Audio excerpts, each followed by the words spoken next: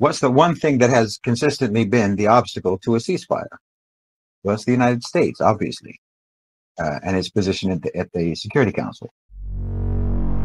The U.S. vetoed a resolution calling for the protection of Palestinian civilians in the midst of... The U.S. vetoed a resolution that called for an end to Israeli military operations in Gaza. A resolution calling for an international presence to protect Palestinians in the occupied territories was vetoed by the U.S. The U.S. vetoed a UN Security Council resolution that expressed grave concern at the escalation of violence. The U.S. vetoed a UN Security Council resolution that would have called for an immediate ceasefire between Israel and Hamas. The U.S. vetoed a resolution calling for the protection of Palestinians. The U.S. vetoed a resolution that urged an end to Israeli settlements. The U.S. vetoed a resolution that called for the U.S. vetoed a UN Security Council resolution. The U.S. vetoed a resolution condemning Israeli actions in the... The U.S. vetoed a resolution calling for an immediate ceasefire. In the occupied territories was vetoed by the U.S.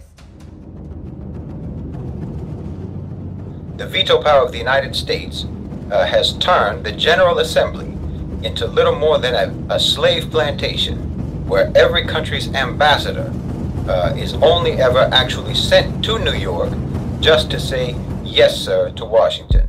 As long as the United States is in there, the United Nations will never be anything but a colonialist institution, an imperialist institution, an institution of American domination. It is time. It is time for us to raise our voices and demand the invocation of Article 6 to expel the U.S. from the United Nations.